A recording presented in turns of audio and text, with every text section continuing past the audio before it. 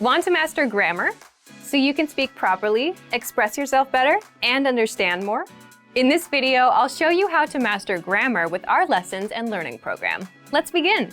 Number 1, listen to the lesson conversations and explanations. In every lesson, you learn a conversation. Then, our teachers break down every word and grammar rule. So you're actually learning grammar rules in the context of conversations, and you can easily see how they're used. Once you're done, review the conversation again and again to remember what you've learned. Number 2, read the bonus explanations and tutorials. With the lesson notes, you get extra grammar explanations and examples that are not presented in the lesson. After you're done with the lesson, read the lesson notes for extra review. You can even save them as PDFs so that you can access them anytime. Number 3, leave a comment on the lesson. Once you've learned a grammar point, be sure to use it. Leave a comment in the comments section. Write some example sentences for practice. Our teachers will review your comment and give you feedback. Number 4, unlock even more grammar lessons. If you want to find all of the grammar lessons available, visit our lesson library. Under Category, choose Grammar. You'll get all of the pathways and lessons dedicated to helping you learn and master sentence patterns and grammar points. So, if you're ready to finally learn a new language the fast, fun, and easy way, sign up for your free lifetime account by clicking on the link in the description. Signing up takes less than 30 seconds, and you'll start speaking from your very first lesson. If you enjoyed these tips, hit the like button, share it with anyone who's trying to learn a new language, and subscribe to our channel. We release new videos every week. I'll see you next time. Bye!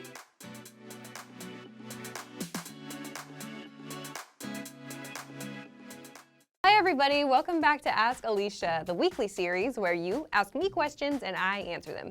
Maybe. First question comes from Isaac Alexander. Hi again, Isaac. Isaac says, hi Alicia, what's the difference between by chance, by accident, and accidentally? By chance tends to be used in more positive situations. You can think of it as like a happy accident. When you have a happy accident, you can use by chance. I was out shopping and I ran into a coworker by chance. By accident is probably the least used of these three that you've introduced. So by accident, you might also hear on accident. We use this for negative coincidences, things that are not so good. I sent my boss the wrong files on accident. The last one that you introduced, accidentally, is the most common one that we use for negative situations, negative coincidences. I accidentally deleted my portfolio. And with this pronunciation, I'm saying it really clearly, accidentally.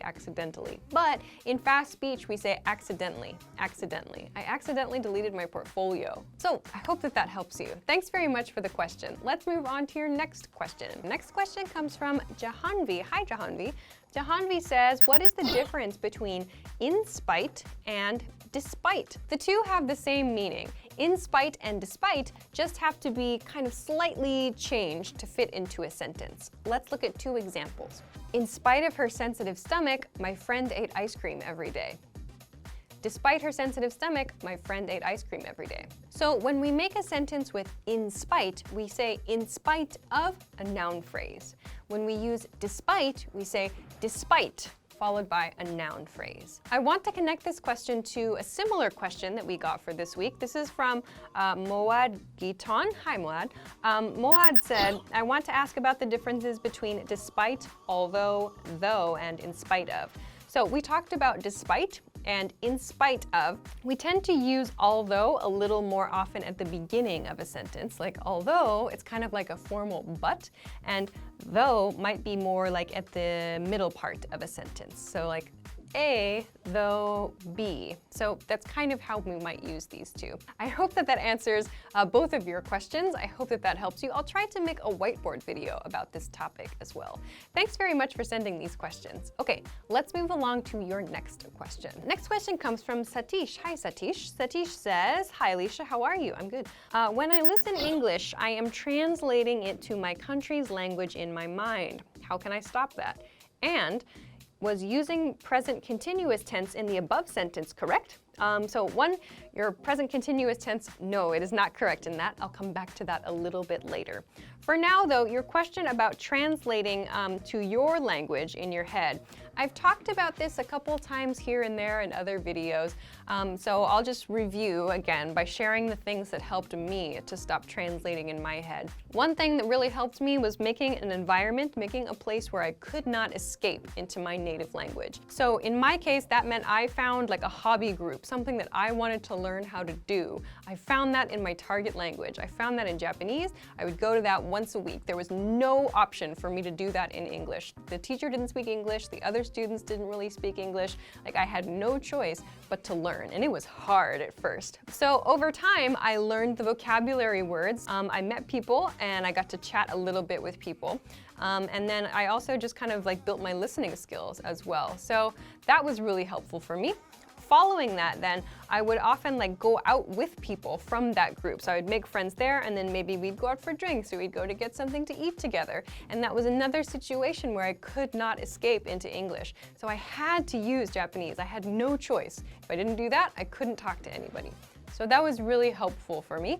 And this leads to my second tip for stopping this sort of translation problem, which is try not to rely on your dictionary. Like, I know that we all now have a phone, and like there's a dictionary in here we can check when we don't know a word.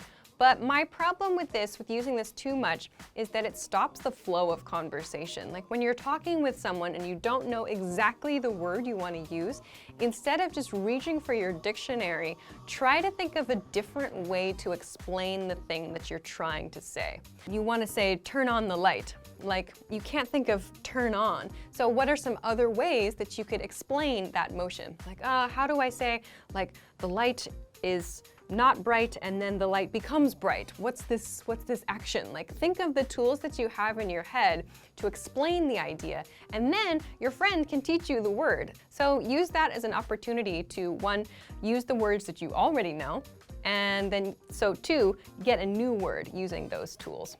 Three, it's just a really great communication tool, because even sometimes, like in our native language, we forget a word or we don't know the right word to use. So just think about using the tools that you already have. The other thing that I would recommend, and that I've recommended a lot on this channel, is consuming media. So that means TV and movies, books, comics, whatever. Trying to use the language as much as possible in your day-to-day life, like listening to it and reading it, because you're kind of absorbing the natural ways that people use that language. Like, textbook language and real-world language are different, so you need to make sure you have a chance to experience that real-world language. So media is great. Of course, you can check out the stuff we have on our channel and our website, but you can just watch movies, watch TV shows, find podcasts as well. So there are lots of different ways to check out media. But basically, just try to get your brain used to listening to and experiencing the language, so that you don't have to like really work at translating every single sentence in your head. And then over time and with practice, you'll eventually stop translating, and one day you'll just be able to do it, and you probably won't realize it. That's what happened to me, actually. Like, one day I was like, oh, I don't have to translate anymore. It just was done. So I hope that that helps you. Those are a few tips for translating in your head. Your other question was about your use of present continuous tense in your first sentence. You said, when I listen to English, I am translating it to my country's language. We would not use the present continuous tense here because you're talking about a regular action that you do. This is a regular thing that you do. We use the present continuous tense for temporary actions. So in this case, you should say, I translate it in my head. Use the present tense there. Okay, so thanks very much for those questions. I hope that it helps you. Let's move on to our next question. Next question comes from Eric. Hi, Eric. Eric says, hi, what does get wild mean? In this phrase, for example, he's getting wild with the letters. To get wild means to be crazy, like to go crazy, to do something like surprising or shocking. I'm not sure exactly about your example sentence situation, to get wild with the letters. I'm not sure what that is, but it's like, it means to become crazy, to do something crazily. Graffiti? To get wild with the letters, like drawing the letters, could be. Maybe he has like a stack of letters in his room and he's just throwing them all over the place. I don't know, like if I could get wild with the lesson and just start running around the studio, he would be like, she's getting wild with the lesson. Tear down the green screen, to get wild with the lesson. And we're done. So I hope that that helps you understand the expression get wild. Thanks very much for the question. Let's move along to your next question. Next question comes from Joey. Joey, hi Joey. Joey says, what's the difference between envy and jealous? Envy is a noun and a verb. So for example, I envy you, or envy is dangerous. Jealous is an adjective, like you got the best seats in the theater. I'm so jealous. You got a long vacation. I'm super jealous. All right, so I hope that that helps you. Thanks for the question. All right, that's everything that I have for this week. Thank you as always for sending your questions. Remember, you can send them to me at englishclass101.com/Alicia. Of course, if you like the video, please don't forget to give it a thumbs up. Subscribe to our channel if you have not already, and check us out at englishclass101.com for some other things that can help you with your English studies. Thanks very much for watching this week's episode of Ask Alicia, and I will see you again next week. Bye-bye. Hi everybody, welcome back to Ask Alicia, the weekly series where you ask me questions and I answer them. Maybe. First question this week comes from Naru. Hi again, Naru. Naru says, hi Alicia, what's the difference between it and that? For example, I do yoga every morning. I do it too, or I do that too. We use it to replace a noun that we mentioned earlier in the conversation. So like for example, I bought a new computer. It's really cool. Or I built a new computer.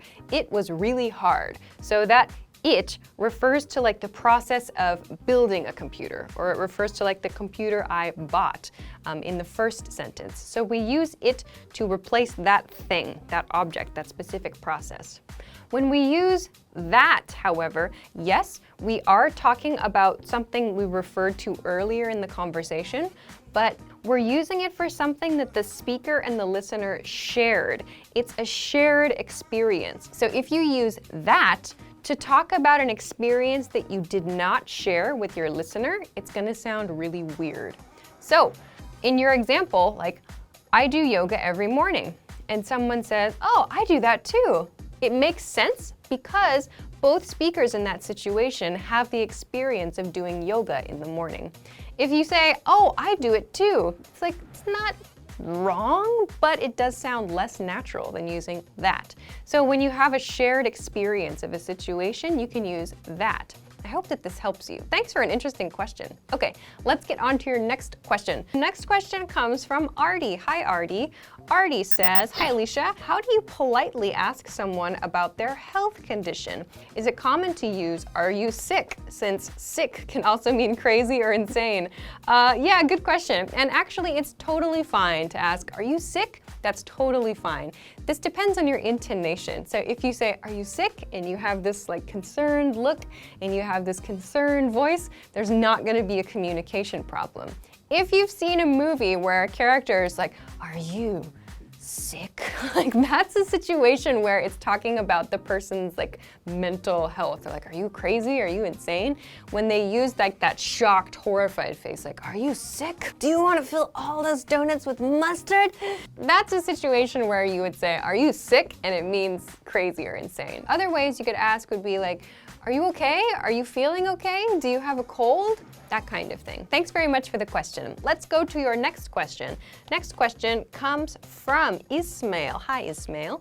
Ismail says, hi, Alicia. Thanks for your support. What's the difference between may and might? There isn't really a difference, honestly. May and might are used in the same situations when you're talking about possibility. In American English, however, might is more common than may. Some examples. I might have forgotten my wallet. I may have forgotten my wallet. They're the same, but may sounds a bit more formal in American English. We tend to use might. So this question actually connects nicely with a question from another viewer. This comes from Alan Chan. Hi, Alan. Alan asked, hi, Alicia, how can I use may be, might, and probably? Okay, so we talked about how we use may and might in the same way to talk about possibility. So now let's talk about may and be together. Not maybe, but may be, and might and probably. So let's compare these. We use may and be when we want to talk about something that could possibly be something else. That sounds very open, so let's look at some examples. This may be the restaurant he recommended. he may be the right person for the job. So this is the pattern we can use for may be and might be. So I want to continue on to probably. So if we imagine may and might express this sort of like uncertainty, maybe on a scale from like 0 to 100, may and might is maybe like 40% or so. Probably has a much higher level of certainty, like 70% or 80% or so. So we have a pretty good idea of what's going to happen in the future, but there's a little bit of like wiggle room, like we're still not 100% sure. Some examples. I'm probably gonna sleep late tomorrow. She's probably not gonna reply tonight. So probably shows the speaker has a higher level of certainty. So I hope that this helps you use may and might and maybe and might be and probably and maybe also too. Thanks very much for these 2 questions. Great. Let's move on to your next question. Next question comes from Lombardozzi Marco. Hi, Lombardozzi. Lombardozzi says, can you explain the difference between all and whole with some examples? Sure. Let's begin by looking at some example sentences. My dog ate all the cupcakes. My dog ate the whole cake. My roommate stole all the iPhone chargers. My roommate stole my whole electronics box. You can see in the sentences that use all that we're looking at individual units of something. In the first example sentence with the dog ate all the cakes, all the cupcakes. So we're talking about individual units there. In the second situation, the roommate stole all the iPhone chargers. So we're looking at individual units, one thing, but all of those one things. So when we want to emphasize the unit, we use all plus the unit. You'll also notice that the units use the plural form. We're using the plural form of the noun. So in the dog situation, it's cupcakes. In the roommate situation, it's iPhone chargers. We're using the plural form. However, when we're using whole, we're talking about something that can be broken down into units.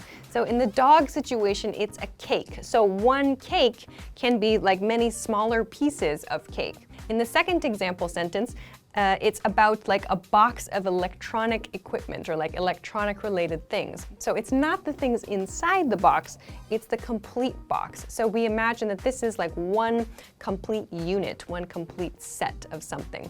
So we use all, like I said, when we want to emphasize like the units, the small pieces of something. So like all my cupcakes or all of my iPhone chargers, we're emphasizing the unit there. Using whole to like refer to a larger thing that's composed of many smaller units really emphasizes like your level of shock or your level of surprise that that thing was affected. So as you pay attention in your reading, I think reading will help you to find some more examples of this. Just look and see like the kinds of units and the typical kinds of like larger nouns that get this whole treatment. So like foods are great examples, like a whole pizza or a whole cake or a whole turkey or a whole chicken. So that refers to one thing composed of many parts. So I hope that this helps you. Thanks very much for the question. Let's go on to your next question. Your next question is from Tian Pu. Hi, Tian. Tian says, can you explain a bit more sophisticated? Without context, I can't be exactly sure what this means, but I think that this is a comparative phrase. So let's make a complete sentence to start. Restaurant A is a bit more sophisticated than restaurant B. So a bit more means like a little more than something else, a little more, or a small amount more than something else. Sophisticated means like refined, or maybe they have lots of culture, lots of knowledge if you're talking about a person. In this case, with the restaurant, maybe it's well-rounded. So there's like lots of kind of experience that was used to make this restaurant. Like the restaurant decorator had lots of worldly experience, or the menu has a lot of like different world flavors. I don't know. So it's something that's sophisticated. It has like a high-class image. So if you use a bit more sophisticated, it means item A is a higher level of sophistication than item B, in this case, a restaurant. So I hope that this helps with your understanding of the phrase a bit more sophisticated. Okay, that's everything that I have for this week. Thank you, as always, for sending your questions. Remember, you can send them to me at englishclass101.com/ask-alicia. Of course, if you liked the video, don't forget to give it a thumbs up, subscribe to our channel if you haven't already, and check us out at englishclass101.com for some other things that can help you with your English studies. Thanks very much for watching this week's episode of Ask Alicia, and I will see you again next week. Bye-bye. So which is better, Pokemon or Spider-Man? Pokemon. Pokemon.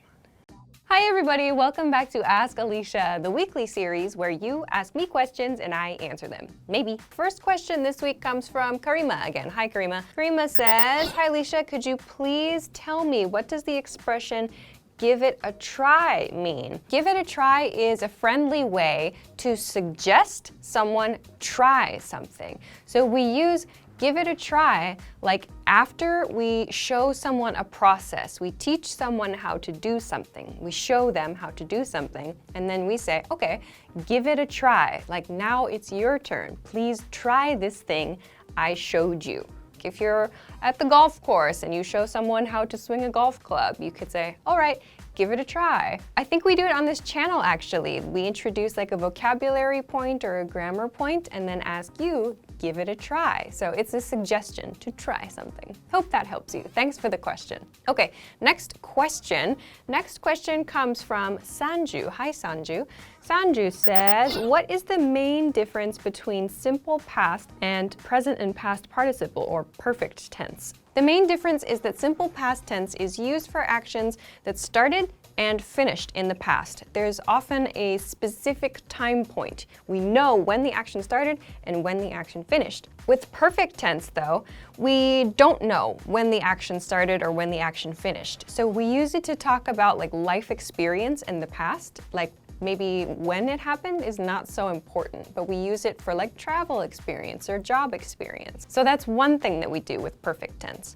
The other thing is we use it to talk about actions that started in the past and that continued to the present, especially with the continuous tense. We also do this to talk about the effects of actions that started in the past and continued to the present. So like, for example, I saw Beyonce live last week is a past tense sentence. So when we want to use the perfect tense, like we've seen Beyonce live so many times, that means we've seen Beyonce in the past many times, but when is not important. So we use that perfect tense. We've seen, we have seen. So another example, like when I get this question, I sometimes will say like, I've talked about this many times. I have talked about this many times is a perfect tense statement. So in the past, I have discussed this. This is something I talked about at points in the past. So I can use perfect tense to describe that. So if you have any questions about simple past tense or present perfect tense, I would recommend checking the videos that we have on the website or on the YouTube channel. So I talk more about how to use these two grammar points. Thanks for the question. I hope that that helps. Okay,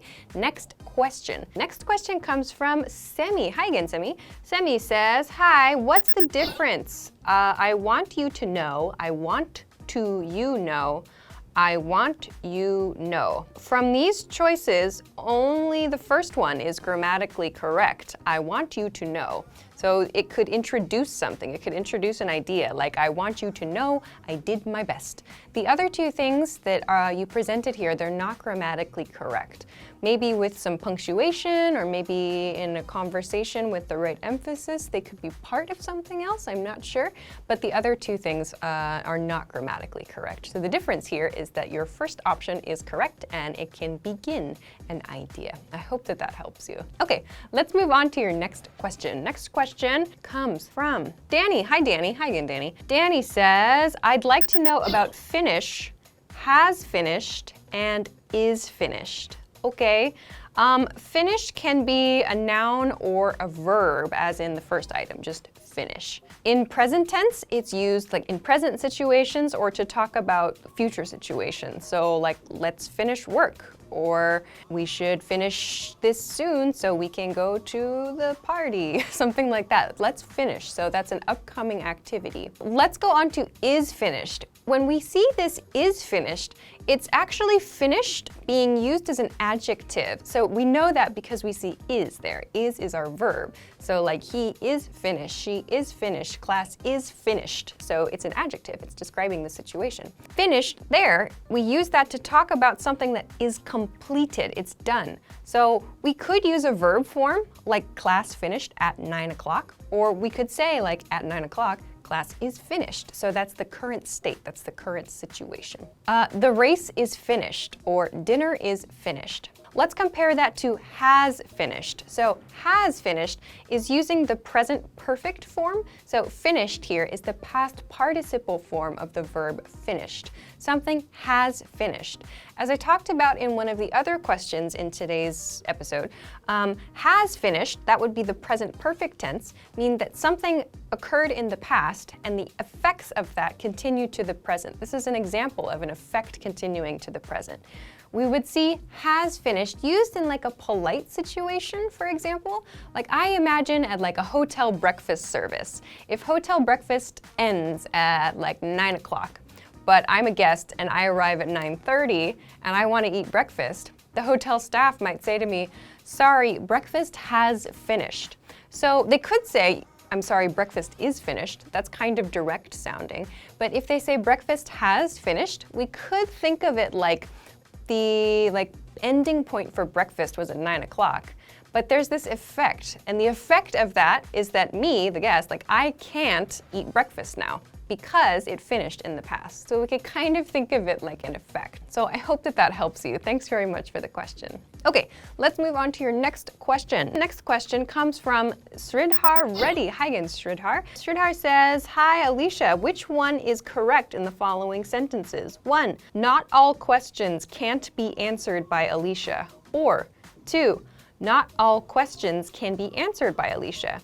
The first sentence I read on your site, why use both not all and can't be? I thought using only one of them makes a sentence meaningful. Yes, thank you very much. You found what is called a typo. A typo is a typing mistake. So I checked this out on the website. We will fix it. You are correct. This should be can. So not all questions can be answered by Alicia. That would be the correct sentence. It should not be can't. So we'll fix that. If you see a pattern like this, not all somethings can be something. So that would be the correct way to build this kind of sentence structure. Okay, I hope that helps, and thank you very much for this point. Next question comes from Antonio Laco. Hi, Antonio. Antonio says, I am confused about when to use I talk with blah, blah, blah versus I talk to blah, blah, blah. Can you help with that? By the way, you're very funny. Thanks. I talk to or I talk with. Yes, I've spoken about this very, very briefly in, I think, the video about speak versus talk. Basically, there's not really a difference between to and with here. When we use to, though, I feel that it has more of a one-way conversational feeling. Like if you're giving someone information, if it's kind of just one person sharing a lot of information, talking, I might use to. Like, go talk to your boss about this, or like, let's talk to my parents about this. When you use with, however, it sounds more like you're participating in something together. You're participating in a discussion together, like you do things with another person. So there's someone else there participating together with you. So using with, to me, sounds a little bit more like there are other people participating, other people involved. Like I said, it's a really small point. Both of them are correct. You won't have any communication problems if you choose to or with, or if you choose to mix them. Hope that helps you. All right, that's everything that I have for you for this week. Thank you, as always, for sending your questions.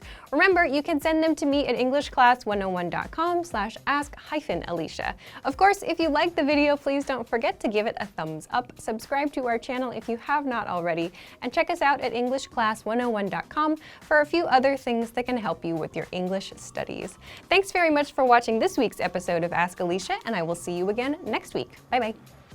Hair police, Eric is the chief of the hair police. Oh my god, that's recorded. Okay, Beyonce. Hi everybody, welcome back to Ask Alicia, the weekly series where you ask me questions and I answer them. Maybe.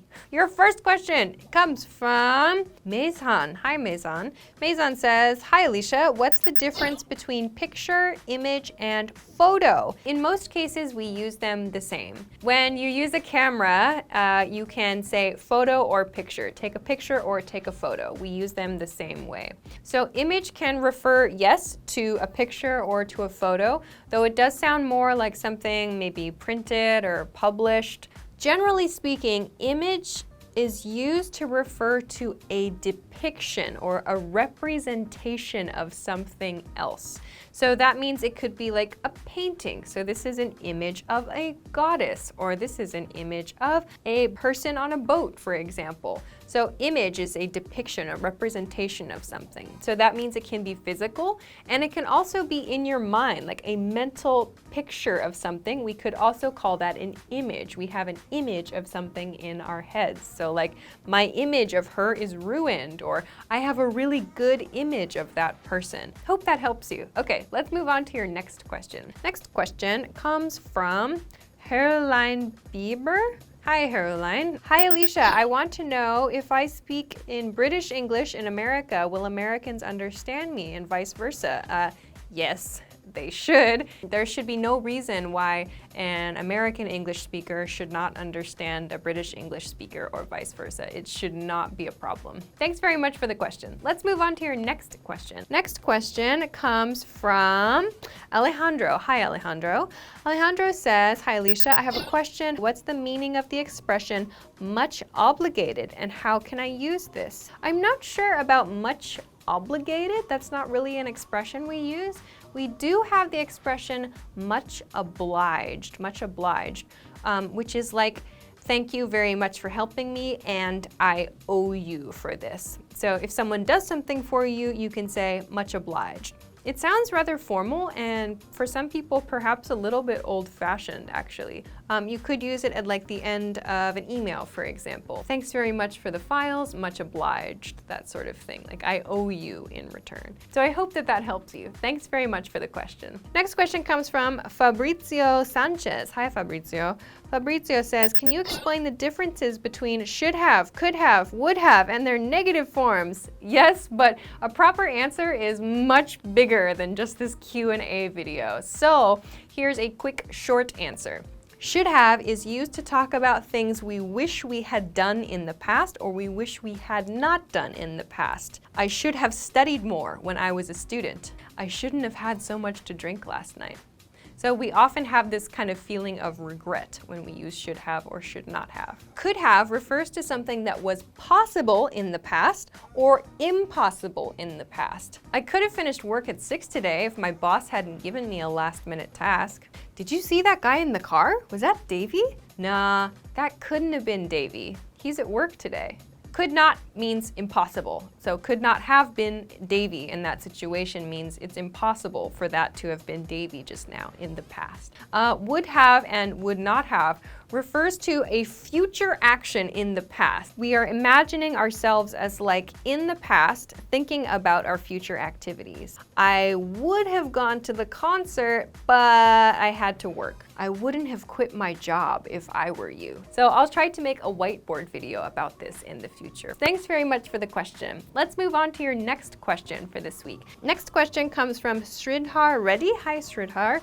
Sridhar says, hi Alicia, how do I use the word wanting in a sentence and what does it mean? So we tend not to use mental state or emotional state verbs in anything other than the present tense or past tense.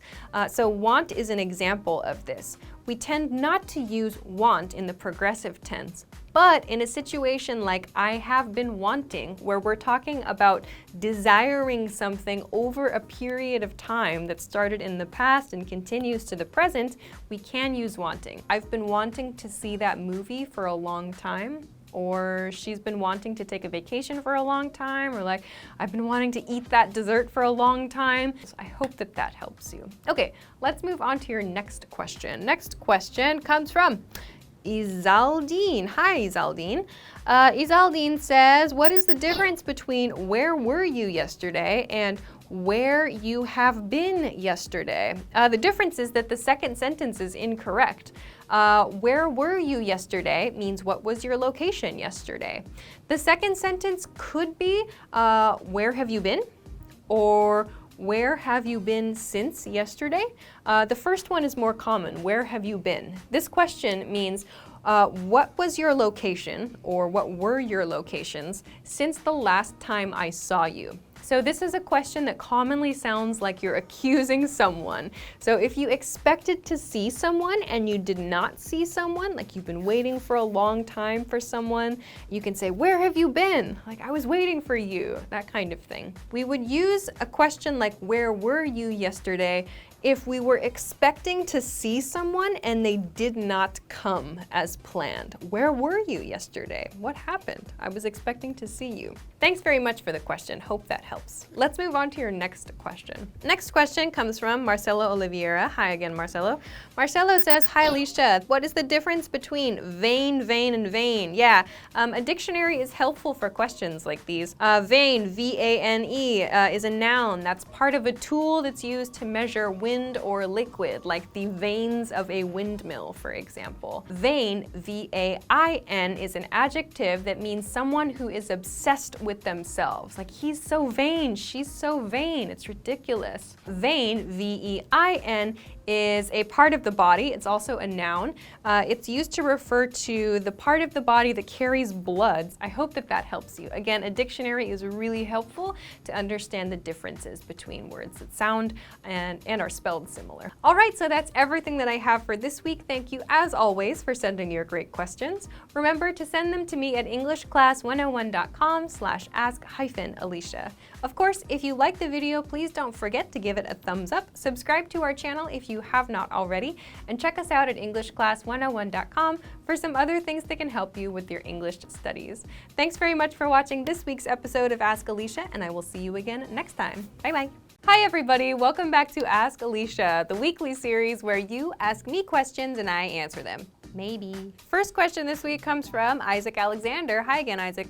Isaac says, hi Alicia, what's the difference between make or cook dinner and have or eat dinner? About make and cook dinner, there's really not a difference unless you want to be really, really specific and you're just like using a microwave or an oven to heat up food. In that case, it's probably more correct to say make dinner. Regarding your second question about have or eat dinner, or any other meal for that matter, they have the same meaning, yes, but we tend to use have more when we're making invitations, like do you want to have lunch or do you want to have dinner with me? We use it a bit more in those cases.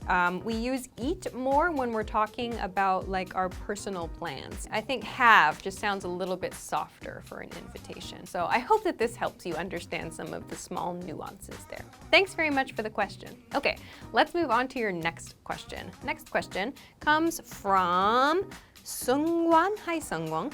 Sungwon says, hi, can you describe what a stereotype means? Yeah, so a stereotype as a noun is kind of like an unfair or kind of a negative idea about a person or a thing based on some common characteristics. So some examples of stereotypes are like women love shopping, or men love sports, or like all Indian food is spicy, for example. So even though it's like something that might be true in many cases, it's not true in all cases. So this is a stereotype. I hope that that helps you. Okay, let's move on to your next question. Next question comes from Ronnie Gontalidad. Hi, Ronnie. Ronnie says, how do you properly use the period and the comma in a sentences along with the proper grammar? Use periods at the end of a sentence. In the most basic form, a sentence is a subject and a verb. So like I walked, or he slept, or she swam, for example. We put a period at the end of a sentence. I watched the new Batman movie. The neighbors ate all my popcorn. So those are more like complex sentences. We use commas then when we're connecting independent sentences with coordinating conjunctions. A coordinating conjunction is like and, but, or, for, so, yet. Like I watched the new Batman movie and the neighbors ate all the popcorn. So I watched the new Batman movie, comma, and the neighbors ate all the popcorn. That's when I would use a comma. That's one example. Actually, there's a video on the channel I made about how to use commas. It's an introduction to using commas, so I recommend you check this video out to learn more about commas. So I hope that that helps you. Thanks very much for the question. Okay, let's move on to your next question. Next question comes from Karima. Hi again, Karima. Karima says, I think the verb address has different meanings. Could you tell me some of them? One of the meanings of address is to write the mailing address on like a letter or a package. Like, please address your envelope to, or I have a package addressed to so-and-so. Address also means to deal with something or to handle an issue, usually a problem, something negative. How do you plan to address this situation? Or when are you going to address this issue, for example? So that means deal with or handle something. Another meaning of address is like to give a formal speech or to talk directly to someone. So like the president addressed the country in a televised speech, or the CEO plans to address the employees in the morning meeting. So there are 3 different examples of how to use address. Again, if you want to know more about definitions, I highly recommend checking a dictionary. Okay, hope that helped you. Let's go on to your next question. Next question comes from Marcelo Oliveira. Hi, Marcelo. Marcelo says, hi, Alicia. What do these expressions mean? To scrape the bottom of the barrel and last resort. To scrape the bottom of the barrel means to use like only the people or the things that you have available, and this means that they're typically not of good quality. Some examples. I had to scrape the bottom of the barrel to find this computer for work. You put that guy on your team? You're scraping the bottom of the barrel.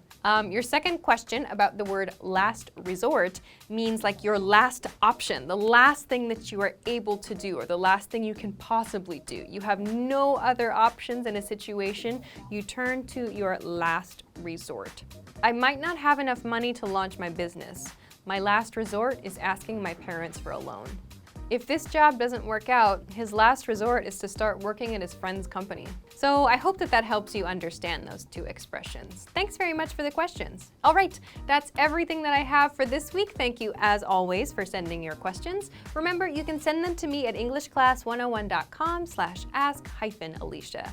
Of course, if you like the video, please don't forget to give it a thumbs up, subscribe to our channel if you have not already, and check us out at englishclass101.com for some other things that can help you with your English studies. Thanks very much for watching this week's episode of Ask Alicia, and I'll see you again soon. Bye. Be funny. Be funny. Quick, Alicia, be funny. Oh, God. Hi, everybody. Welcome back to Ask Alicia, the weekly series where you ask me questions and I answer them. Maybe. First question comes from Sarah. Hi, Sarah. Sarah says, what's the difference between just and adjust? Just can be used to refer to an action that was very recently completed. I just finished my workout. We just ate dinner. We just turned the cameras on. And we use it to talk about actions that are going to finish in the near future, usually with about, like I was just about to do something. I was just about to go on to the next question, or I was just about to go home when it started raining. So these are a couple of very common uses of just. Adjust, however, is a verb. To adjust means to make a change to something, usually like a small change to something, like to fix something or to make it match something else. Some examples. He made me adjust my hair before I started talking, or I need to adjust my jacket before I go on stage. We just adjusted the cameras. Oh, I hope that that helps you. Let's move on to your next question. Next question comes from Atsushi Mizuno. Hi, Atsushi. Atsushi says, I have 2 questions. Okay, first one, what is the difference between the something something and this something something? Second, how do I use it seems that and seems to? Okay, first one, the. So the something something versus this something something, it's kind of a big question. The is used to refer to something that you mentioned earlier in the conversation. So here are some examples. I saw a dog. I pet the dog. Thank you for sending me the paperwork I requested. So in each of these cases, the person listening or the person reading the message understands what the is. So there's some like previous like conversation, or there's some previous information.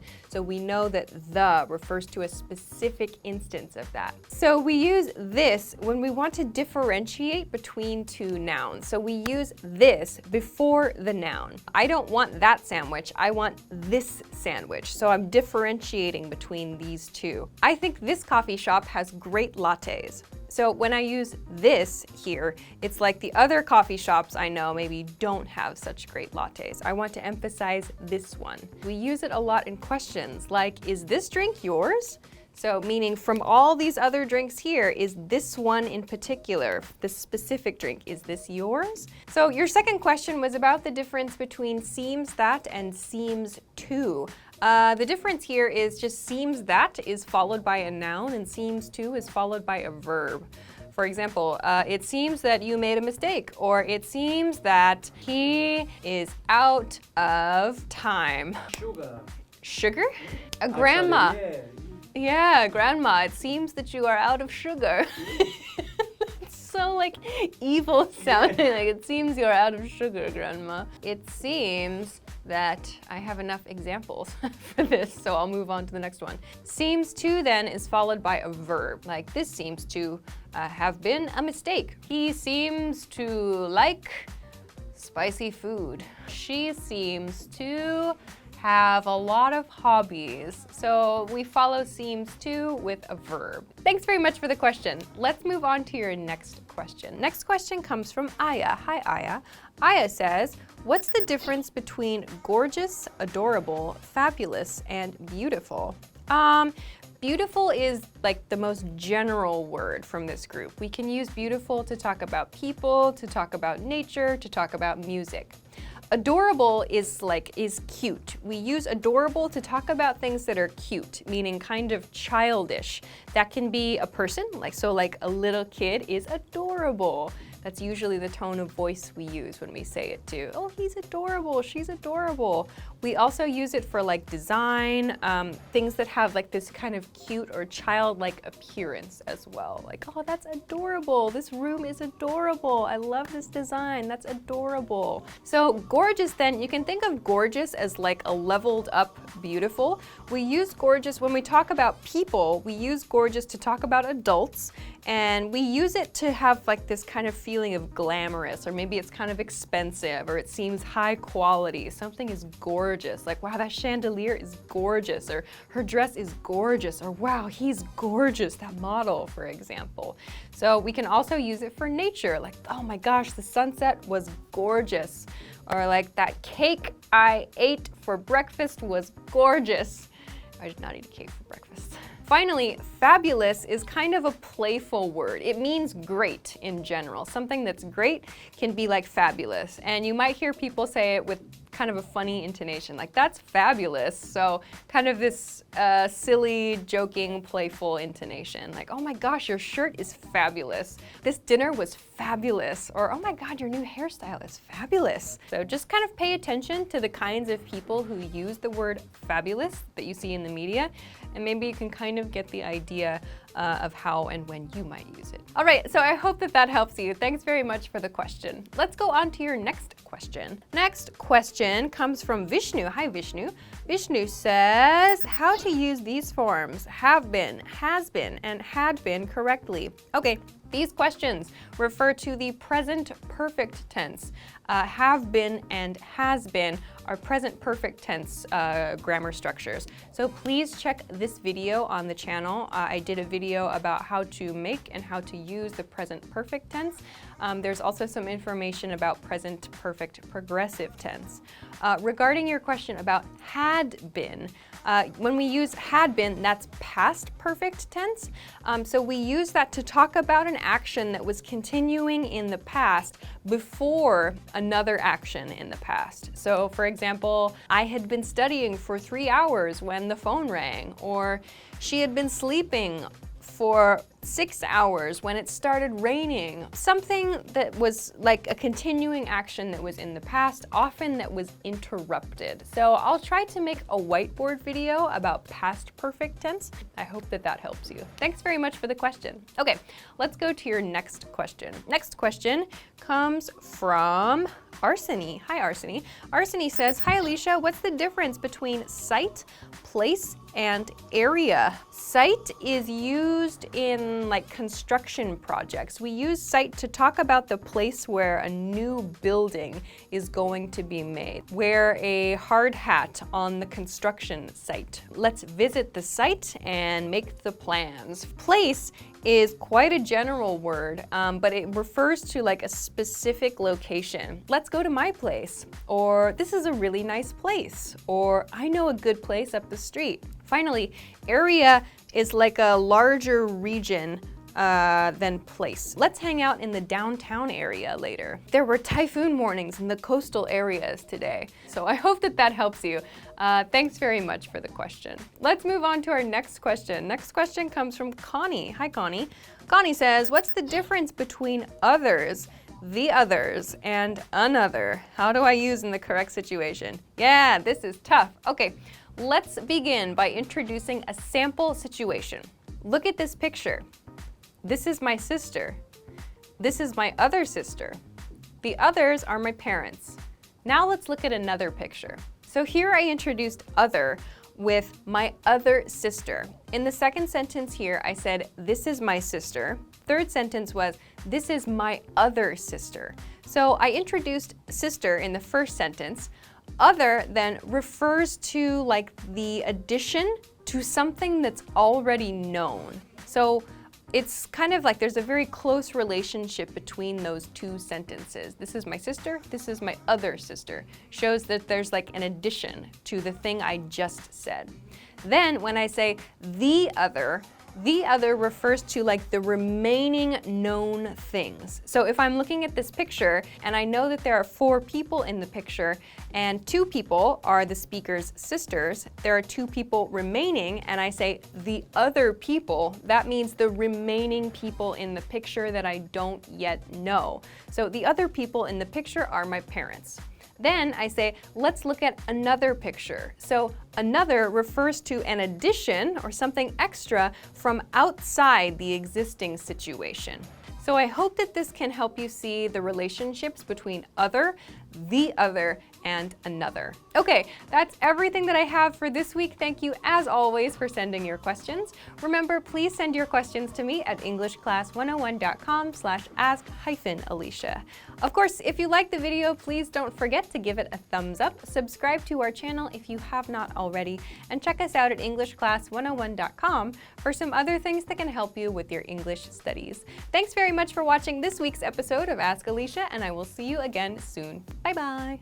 Hi everybody, welcome back to Ask Alicia, the weekly series where you ask me questions and I answer them. Maybe. First question comes from Isaac Alexander again. Hi Isaac. What's the difference between switch on and off and turn on and off? Which is more casual? Less so than casual. In American English, turn on and turn off is more common. Switch on or switch off is just less common. That's all. Hope that helps you. Thanks for the question. Okay, let's go to your next question. Next question comes from Zakari. Hi, Zakari.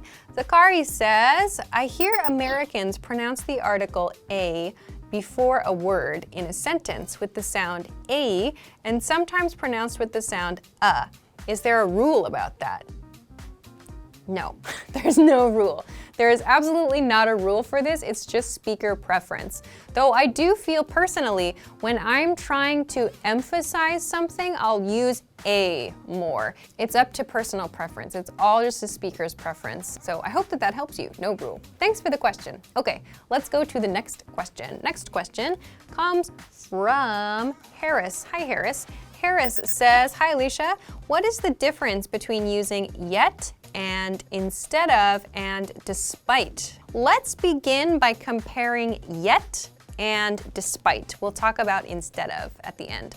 Let's begin by comparing 2 sentences. I wanted to go to the party, yet I stayed home. I wanted to go to the party. Despite that, I stayed home. Let's look at the first example sentence here, which uses yet. So yet is a conjunction here. It's connecting these two ideas. I wanted to go to the party and I stayed home. Yet gives us the meaning of even though or but. So we see it's kind of like saying A, which is the desire, I wanted to go to the party, A, and B, the outcome, the actual result, I stayed at home, are connected with this yet statement. So A, yet B. Desire, yet outcome. Let's compare this to despite. So a key difference between despite and yet is that we cannot use despite as a conjunction. We need to include despite with that initial desire, that A point that I talked about in the yet explanation. So it's like saying despite A, B. So it has the same meaning, yes, but it just has a different structure. The sentence has a different structure. When you make a sentence like this, you can introduce A, the desire, then connect it to the next sentence, not using a comma, but with the next sentence you can say, despite this or despite that, where that means part A. So I wanted to go to the party, A. Despite that, despite wanting to go to the party, B, I stayed at home. So you need to connect your despite with something like this or that, or the specific noun phrase. You might also hear the very common expressions, despite the fact that, or despite wanting to, blah, blah, blah. We need to use some kind of noun phrase to introduce that point. So this is a key difference between yet and despite. Finally, let's take a look at instead of. Instead of refers to a substitution, so you're doing something in place of something else. I stayed home instead of going to the party. So this means in place of going to the party, I stayed at home. So despite and yet have very similar uses, but we need to make slightly different grammatical structures in order to use them. Instead of just refers to something that is being substituted for something else. So I hope that that helps. Thanks very much for the question. All right, let's go on to the next question. Next question comes from Karima. Hi, Karima. Hi again. Karima says, hi, Alicia. I want you to explain the phrase get started grammatically, if it's possible. When do we use get plus adjective or get plus a verb? Yeah, okay. So we can use get plus a verb when we're talking about beginning the process of that verb. So when I start videos on this channel with the expression, let's get started, I'm saying, let's begin the first steps of starting. Some examples. I gotta get going. That means I need to begin to leave. Let's get cooking. That means let's start the process of cooking something. You should get writing. So we can't pair all verbs with this get plus verb pattern, but there are quite a few that we can use. To move on to your next question though, get plus adjective, get just means become here, but become sounds very formal, so we use get instead. Some examples. I'm gonna get pretty for my date tonight. The fight got ugly. It's getting dark outside. Don't get drunk. So I hope that this helps answer your question. Thanks very much. Let's move on to your next question. Next question comes from Milan. Hi, Milan. Milan says, hi, Alicia. I would like to ask, is there any difference between my and mine? For example, he is my friend and he is friend of mine. Okay, your example sentences have the same meaning, just one small correction. He is a friend of mine. He is a friend of mine. Don't forget that article that you need with your singular noun. I would say though that the my pattern is more commonly used than the mine pattern. I think that this comes from the fact that when we end a sentence with mine, it kind of sounds like we're being greedy or possessive. In your example, like he's a friend of mine, that's very, very common. That's kind of a set phrase that we use a lot. But in other examples, I would just go with the simple my pattern. This something is my something, or this is my blah, blah, blah.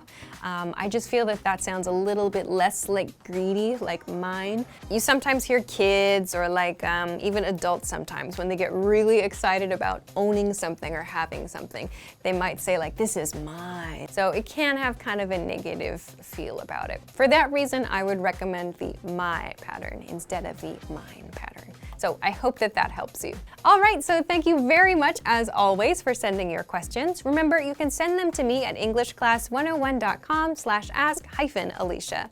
Of course, if you liked the video, please don't forget to give it a thumbs up, subscribe to our channel if you have not already, and check us out at englishclass101.com for some other things that can help you with your English studies.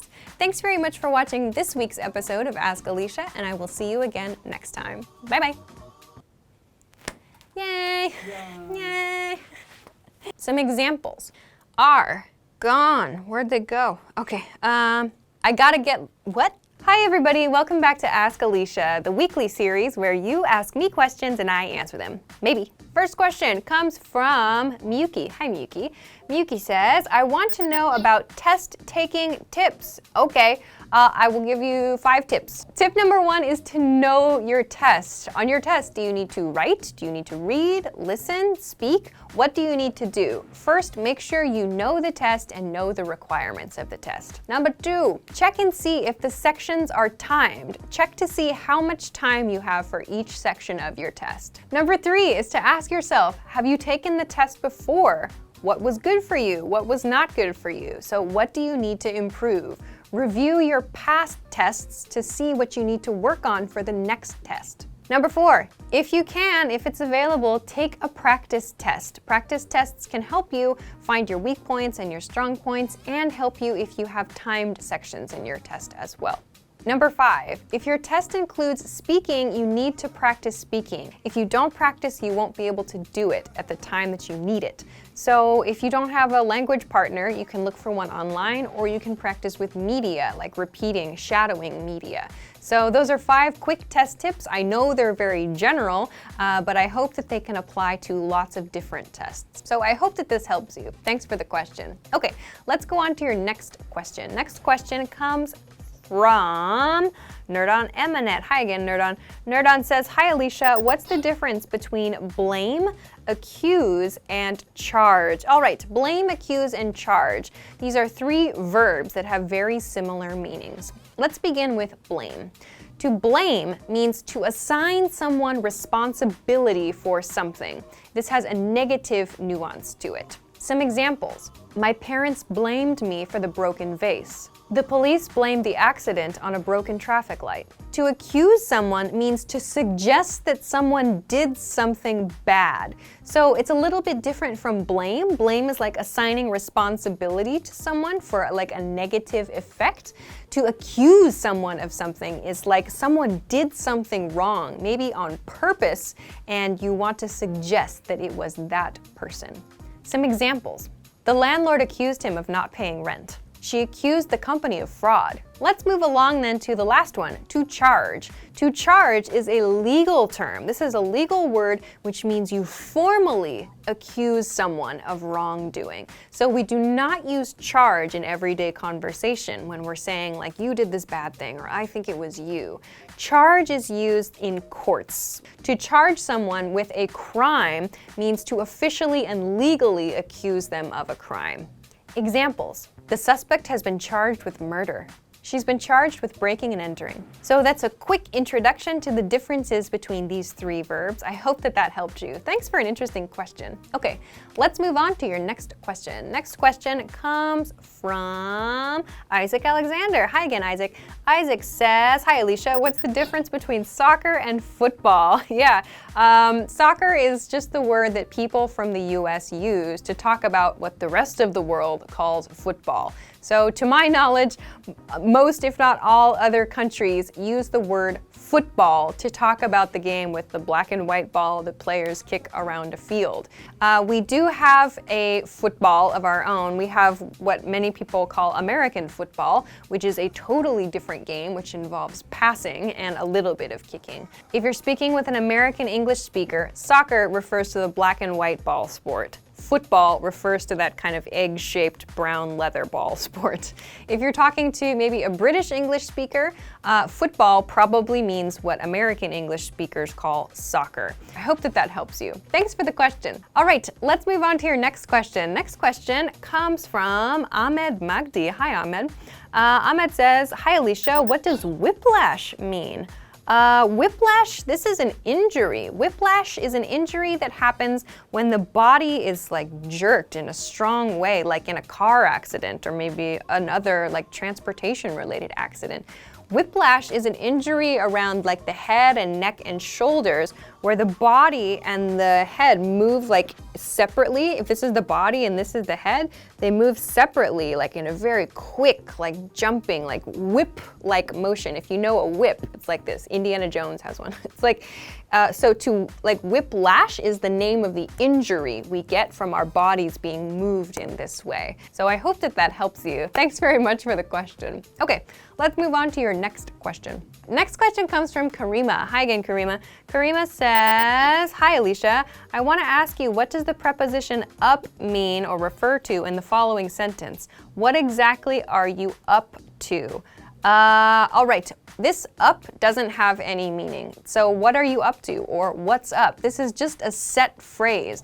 Up doesn't have any like directional meaning. There's no movement or positioning. Just consider this a set phrase like what's up means how are you or what are you doing? Same thing with what exactly are you up to? It means what exactly are you doing? Up doesn't really have a function here, it's just a set phrase. So don't worry too much about what exactly up means here. It's just an expression that we use. So that's everything that I have for this week. Thank you as always for sending your questions. Remember, you can send them to me at englishclass101.com/ask-Alicia. Of course, if you like the video, please don't forget to give it a thumbs up, subscribe to our channel if you have not already, and check us out at englishclass101.com for some other things that can help you with your English studies. Thanks very much for watching this episode of Ask Alicia, and I will see you again next week. Bye-bye. Hi everybody, welcome back to Ask Alicia, the weekly series where you ask me questions and I answer them. Maybe. First question comes from Leon. Hi Leon. Leon says, hi Alicia, number 1, I'd like to know why we have to place incarnate and galore after nouns, and 2, how do you pronounce the S after a TH or ST sound, like months and scientists? Would be glad if you answer. Okay, all right, so regarding your first question, these are examples of what are called post-positive adjectives. So these are adjectives that come after a noun. In English, we usually use pre-positive adjectives. So those are adjectives that come before a noun. However, for a number of reasons, there are some adjectives that we place after the noun. So your examples, incarnate and galore, usually come after a noun. So for example, you might know the devil incarnate, or there was food galore at the event, for example. These are just situations that are kind of set phrases, honestly. Unfortunately, there's not really a rule. It's just one of those things that you need to remember. So regarding your second question about the S sound, in a word like months, your tongue touches the back of your teeth and we make like a quick S sound, months. Months. So the TH sound almost disappears. It's sort of like when you're saying the or this or that really quick TH sound. In a word like scientists, however, scientists is very difficult to say in rapid speech, so we make it like a long S sound, scientists. So it just sounds like scientists. Thanks for the question. Let's go on to your next question. The next question comes from Karima. Hi, Karima. Karima says, hi Alicia, I want to know the difference between right now and right away, and when can we use both of them? Okay, right now sounds more direct than right away. Right now is like a command, actually. So this is something that you might hear parents use like for kids. So like go to your room right now is a really good example of how right now is used. Right away, however, is used in more formal situations like in business situations or work situations to show that something will be done immediately, but it sounds a bit soft. Some examples. Can you please order lunch for our meeting? Yes, right away. Please take care of this right away. So I hope that this helps you understand when to use these two. Thanks very much for the question. Okay, let's move on to your next question. Next question comes from Liliana Inez Jose Concepcion. Sorry, hi Liliana. What is the difference between mistake and error? Nice question. Mistake tends to be used more for human actions, things that we did or things that we caused, humans, us people, our activities. Some examples. I made a mistake with this recipe. She found a mistake in the textbook. Error is used for machines like computers. So if there's a problem with the machine that you're using or like your printer or something, you'll see an error message, not a mistake message. Examples: printer error, error downloading file. There are some cases where we might use error to talk about the things that humans do, but for kind of a general guide, this is basically the difference. I hope that helps you. Thanks for the question. Okay, let's move on to your next question. Next question is from Silas. Hi, Silas. Silas says, hi, Alicia, what does straight up mean and how can I use it in a sentence? Yeah, straight up means like honest, true, genuine, real. It's kind of got a positive feeling about it. It tends to be used a little bit more by young people, I would say more by young men, but anyone can use it. Some examples: I straight up forgot my wallet. He straight up passed out in the car on the way home. You have to be straight up with your roommate. So you can see that straight up does have a casual feel. It also kind of has a friendly feel, though it is talking about like an honest or a true or a real situation or an attitude. So I hope that this helps you understand the use of straight up. Thanks very much for the question. Okay, let's move along to your next question. Next question comes from Ahmad Sarwar. Hi, Ahmad. Ahmad says, hi, Alicia. What is the difference between lay, lie, lying, and laying? How do you use and pronounce these words in your daily life? Yeah, I talked about this question in episode 21 of this series. You can check that out and find some more example sentences there. So to review, lay uses a direct object. Lie does not. Examples: lay down your bag here. Lie down on the sofa. So in the first example sentence, your bag is the direct object of the verb lay. Lay down your bag here. In the second example sentence, lie down on the sofa. There's no direct object in that sentence. So as I said in the previous episode, what makes this difficult is that the past tense of the verb lie is lay. He lay down on the sofa. We lay down and went to sleep. In the first example sentence, he lay down on the sofa, there's no direct object. We don't see a direct object in the second sentence either. So we know that this lay is actually the past tense of lie and not the present tense lay. Keep in mind, however, the past tense of lay is laid. Examples: we laid our bags on the table. She laid her keys on her desk. Each of these example sentences has a direct object, so a bag and keys. So if you want to know, is this lay or is this lie, look for a direct object. That'll tell you which verb you're dealing with. So your question is about the progressive forms of these verbs, laying and lying. So an example in the progressive tense: our cat keeps laying dead animals on our front door. He's lying on the sofa. That's the progressive form of lie, so there's no direct object there. I hope that helps you. Okay, so that's everything that I have for this week. Thank you, as always, for sending your questions. Remember to send them to me at englishclass101.com/ask-Alicia. Of course, if you like the video, please don't forget to give it a thumbs up. Subscribe to our channel if you have not already, and check us out at englishclass101.com for some other things that can help you with your English studies. Thanks very much for watching this episode of Ask Alicia, and I will see you again next week. Bye-bye. Want to speed up your language learning? Take your very first lesson with us. You'll start speaking in minutes and master real conversations. Sign up for your free lifetime account. Just click the link in the description.